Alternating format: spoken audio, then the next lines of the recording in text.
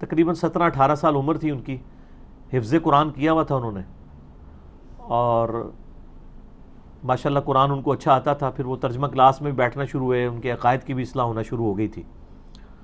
اچانک ایک دن خبر آئی کہ وہ فوت ہو گئے. تو جب تحقیق کی تو پتہ چلا کہ وہ خودکشی کی تھی. کوئی چکر تھا، بل وہ مجھے اب ڈیٹیل نہیں پتہ کیا تھی. تو جیلم کی ہسٹری کا سمجھ لیں چند بڑے جنازوں میں سے ایک وہ جنازہ تھا. یہاں پہ جوان موت کی وجہ سے لوگ چلے گئے نا.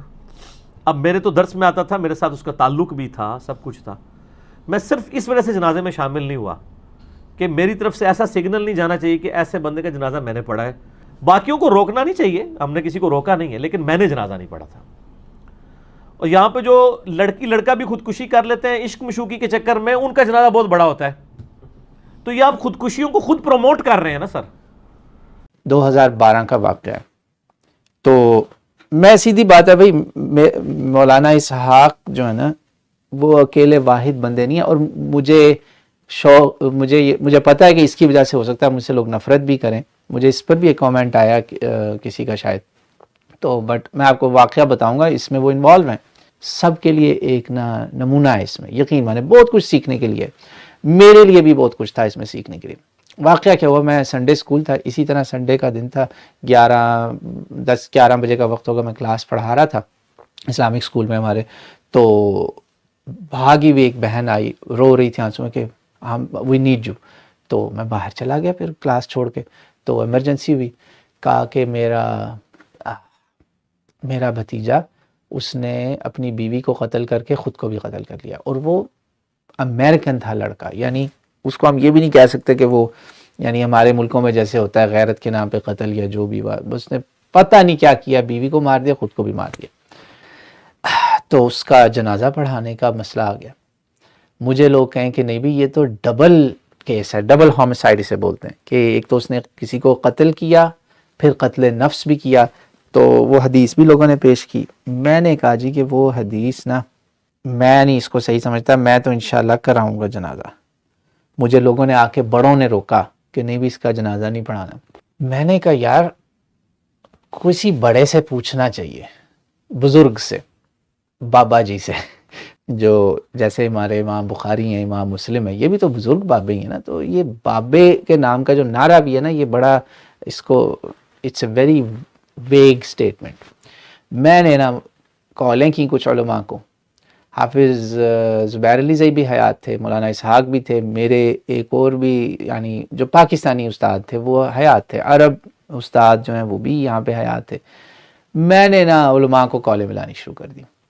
اب مولانا اسحاق کو میں نے کوئی میرا خیال ہے 100 کال ملائی ہوگی، اور ان سے کال پہ اس ساری کالوں کے دوران ایک بندہ تھا جو انہی کا بیچ میں وہ تھا انٹرمیڈیری، اور وہ مولانا سے مسئلے کیا ڈسکس کر رہا ہے، دماغ چاٹ رہا ہے ان کا. فاتحہ خلف الامام، رفع یدین، او جی امامت کا مسئلہ، فلانا مسئلہ، عبارات، انہی چیزوں پر ٹائم جا رہا ہے. ادھر لاش پڑی ہوئی ہے، ادھر اس نے ٹائم برباد کر رہا ہے. وہ مسئلے آج بھی وہیں کے وہیں ہیں. 12 سال ہونے والے اس بات کو، 12 سال سے اوپر ہو گئے. لو جی میں نے کہا اللہ مالک ہے، مجھے تانے جو مرضی کوئی دے. ہاں کہ یہاں کے بزرگ بابوں نے بھی آ کے کہا کہ ایک دو نے کہ یار یہ نہیں ٹھیک، we should just do the barrel. ایک دو لوگوں نے کہا، میں نے کہا سوری میں کروں گا. لو جی سبحان اللہ، اگلے دن میری ان سے بات ہوئی. میں نے کہا آپ کدھر غائب تھے؟ کہتے کیا ہوا؟ میں نے کہا جی یہ واقعہ ہوا.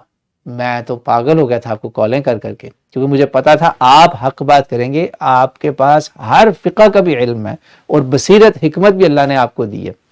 تو میں نے کہتے کیا کیا تم نے؟ جنازہ پڑھایا؟ میں نے کہا جی الحمدللہ جنازہ بھی پڑھایا، اس کے غسل کے لیے بندے بھی ارینج کروائے، خود بھی گیا وہاں پر، وہاں بھی دعا کی لوگوں کا اس کے لیے ہمیں زیادہ دعا مانگنی ہے، اور اس کی تدفین بھی ہوئی. تو مجھے مولانا اسحاق آگے سے کہتے بیٹا مبارک ہو، بیٹا مبارک ہو. میرا نام بائی دا وے وہ خطبوں میں 2-3 بار لیا ہوا ہے انہوں نے نام. تو انہوں نے کہا مبارک ہو بیٹا، اگر آپ کو اللہ نے بہت صحیح سمجھایا اس معاملے میں، میں نے اپنا ذاتی اجتہاد کیا کہ بھئی اختلاف ہو رہا ہے، I will be on the safer side. انہوں نے کہا کہ دین یہ سکھاتا ہے ہمیں کہ کسی کے مسلمان ہونے میں شک بھی ہو نا تو give him the benefit of the doubt and do his جنازہ. benefit of the doubt اس کو جائے گا.